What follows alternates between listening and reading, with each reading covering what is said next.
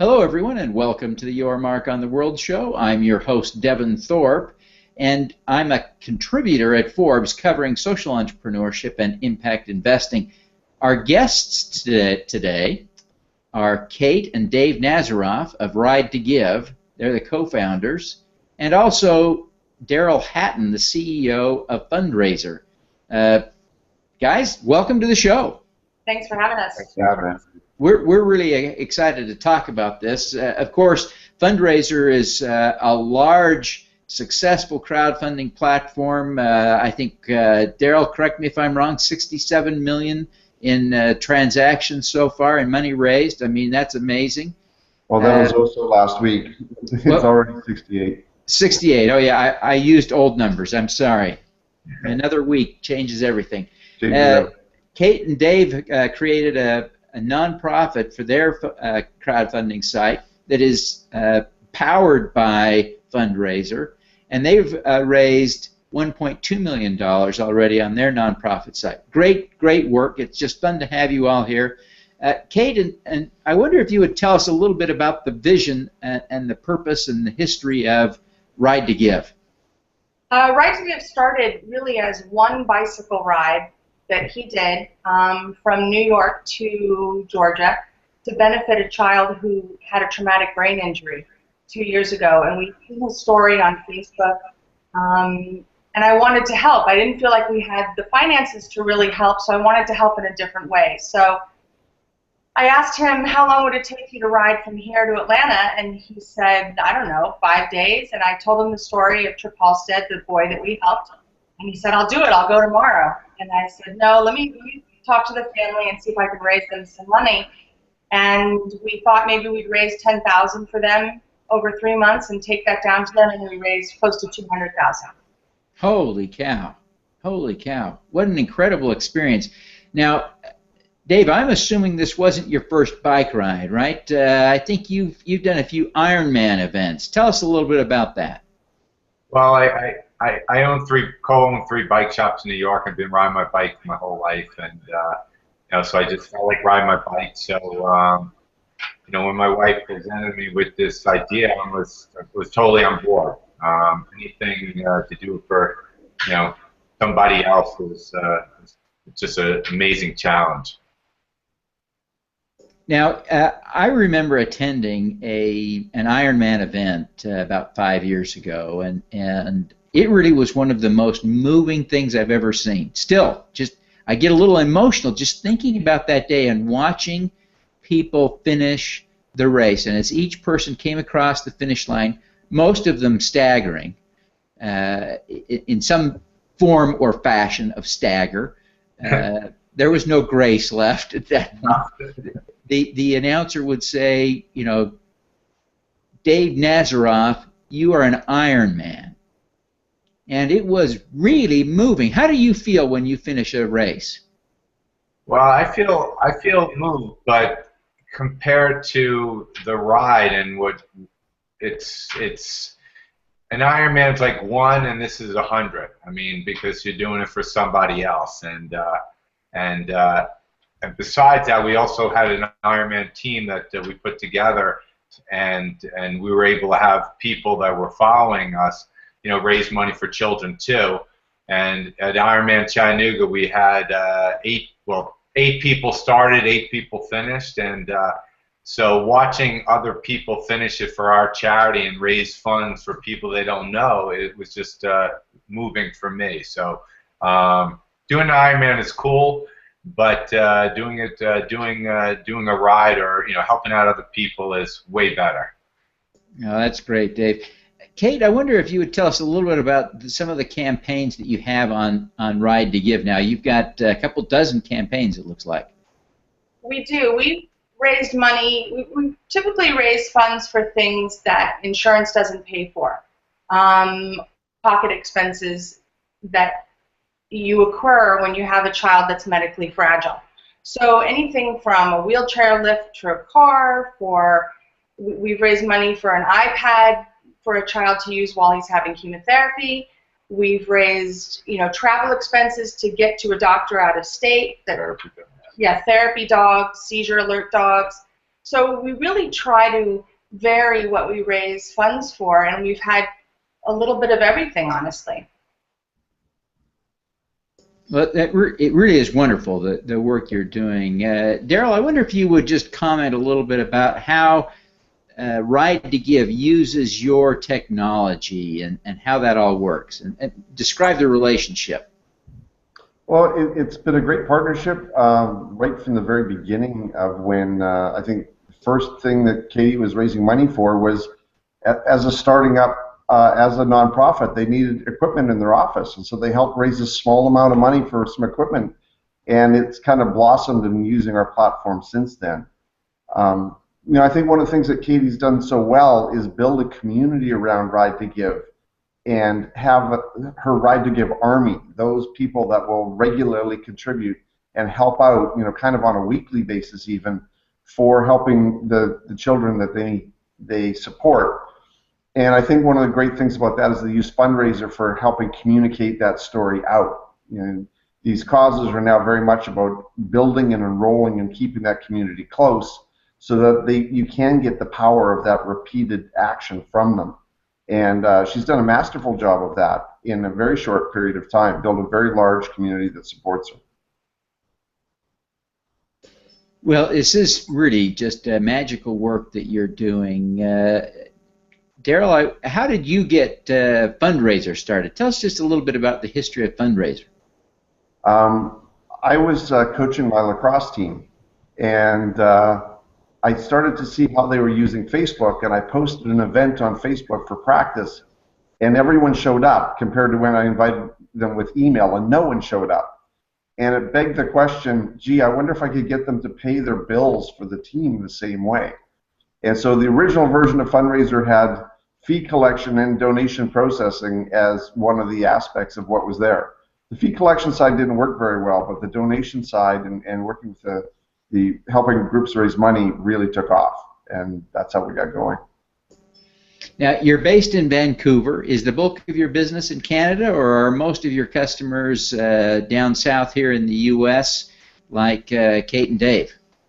Over 80% of our customers are in the U.S., but we've actually have customers in 20 different countries around the world now.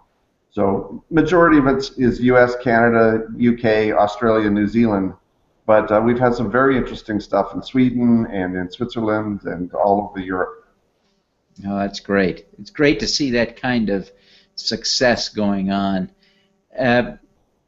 Kate, I wonder if you would just talk about that first friend that you were raising money for, the child that had the traumatic brain injury. Clearly you and Dave were very motivated to help out. I want to just dig a little deeper. What was going on at that time that made that particular situation so compelling? It's pretty unusual for people to engage at that level like you did. I mean, to raise $200,000 is just amazing. You know, it's hard to explain. The only way I can explain it is I had a 2-year-old son who was the same age as this child who was injured. Blonde, big smile, twinkle in the eye, precocious, outgoing. And I thought to myself, this could be me. This was another couple with a perfectly healthy child who, because of this tragic accident, was now severely disabled. At the time, we didn't even know if he'd ever make it out of the hospital. And I just felt like if it was me, I wanted to be by my son's bedside and not have to worry about getting back to work, not have to worry about money. And I found myself reading his mom's blog, because his mom's a great writer, and she really had the Facebook page as kind of a blog or venting place, a place to share with family and friends. And I found myself waking up in the middle of the night and checking my phone to see how this child was doing, and he was a complete stranger. And it was the first time I really felt called to help anyone outside of my own immediate friends and family. And when we wrote them an email and said, we're not crazy, we just want to help out, they said, come on down. And we've now forged a friendship with that family that will be lifelong. Yeah. I don't know why. I guess because it was almost inconceivable to me that these would be strangers to you. I've always assumed that these were somehow people connected to you, friends or family. And you're telling me these were strangers. It's just remarkable. remarkable that you would do that. Dave, I wonder if you would just take a minute and tell us a little bit about how you integrate the rides into the crowdfunding. I'm not sure how that works. How do you operate that? My wife runs the business. She's the brains behind the whole thing. I just ride my bike, but the first time we just picked a route, and then Katie would get on Facebook and post out, what we're doing and stuff like that. Trip Halstead, and the Halsteads already had a page, and a lot of their followers didn't have a way of, because this family didn't ask for anything. But you have to understand that they had, at the time, they had, I think, 500,000 followers. Now they have well over 1 million followers. They never asked for anything, and so we came along. We didn't know them. We could ask for money, because we want to help them out. So, during the course of the ride going down there, Katie would be posting, how everything was going, and the way my wife writes, that's what really gets people. I mean, if you don't write well and it doesn't come from the heart, people don't want to support you. So during the whole ride, my wife would be writing stories about herself, or just moving people, and this whole army, which we call, of people that believe in what we're doing, would just donate to our cause, and it's been amazing, And we actually fundraise year round, and not every fundraiser is tied to an athletic event. Right. But during the Ironman season, we do have an Ironman team, and we will tie whatever race they're doing to whatever cause we happen to be helping at that time. But we do one gigantic ride a year, which is what we're doing this Sunday, which is him riding his bike from New York to Georgia. We do that once a year for a family, and then the rest of the year we continue to fundraise, occasionally tying it to events, but most times actually not, particularly during the winter months. And I'd like to add one thing. Bill Halstead, the father, him and I are like buddies right now. And a year after meeting, he signed up for an Ironman. He was part of that team, and he finished an Ironman a year after the first ride, and he's done 2 of them with us, and he's been paying it forward too and helping us out. So this family is helping us raise money too for other families. So it's just been an amazing ride for us here. What an amazing group of people. You're just an inspiration. I wonder if I could ask each of you, just in turn, Daryl, maybe we'll start with you, to just give me the name of someone who inspires you. Daryl, Kate, Dave, each of you have become role models to other people. You provide inspiration. Clearly, Dave, you gave a great example of how you motivated the Halsteads to become more athletic and join the team on the Ironman team.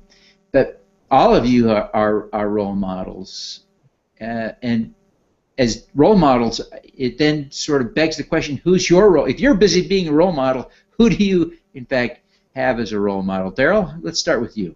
I feel so lucky because I'm surrounded by people who I admire and I want to emulate.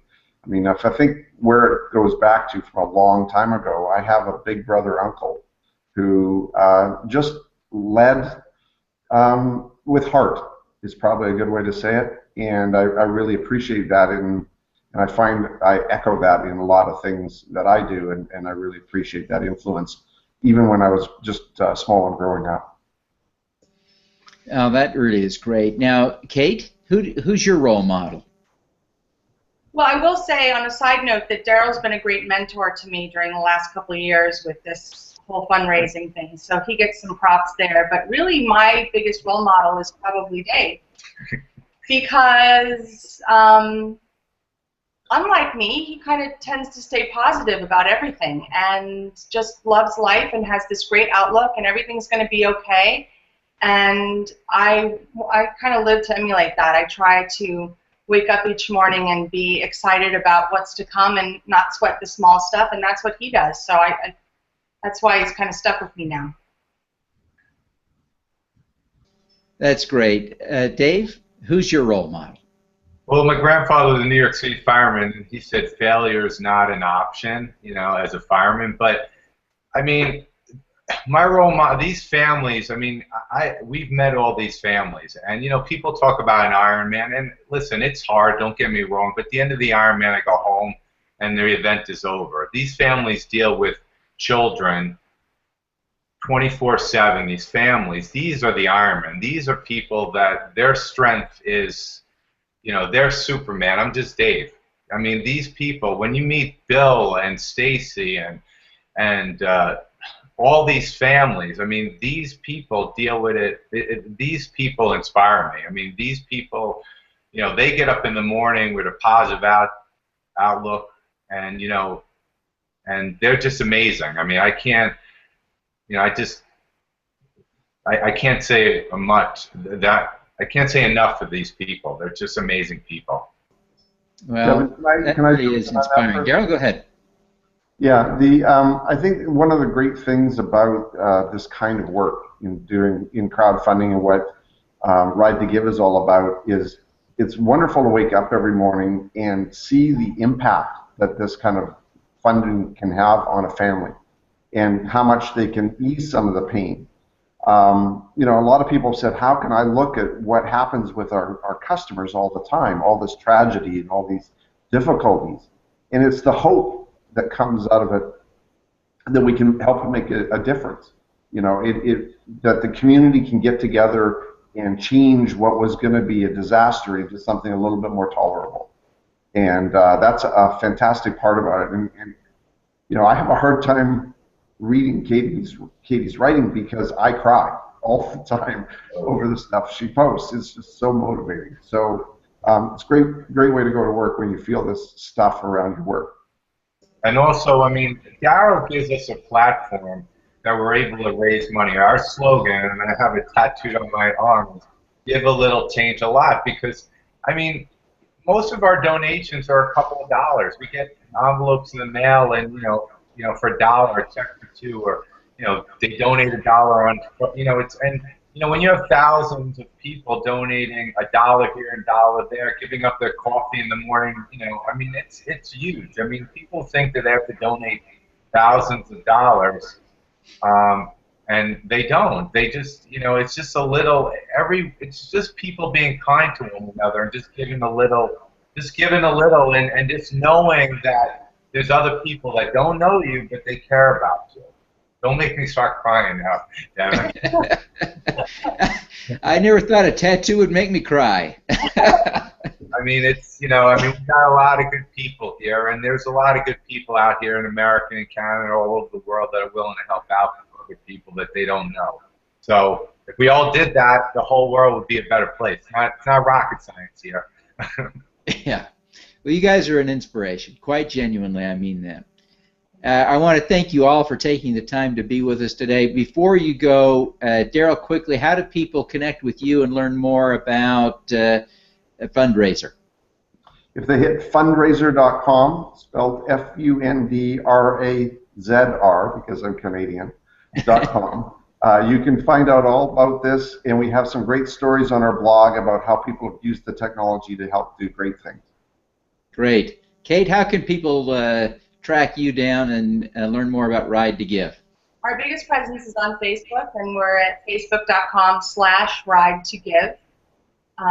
But we also have a website, www.ridetogive.com. Fantastic. Well, thank you all for being with me this morning. It's just been a joy to have you. And we wish you every success in the work that you're doing. Thank you. Thank you. All righty. Let's do some good.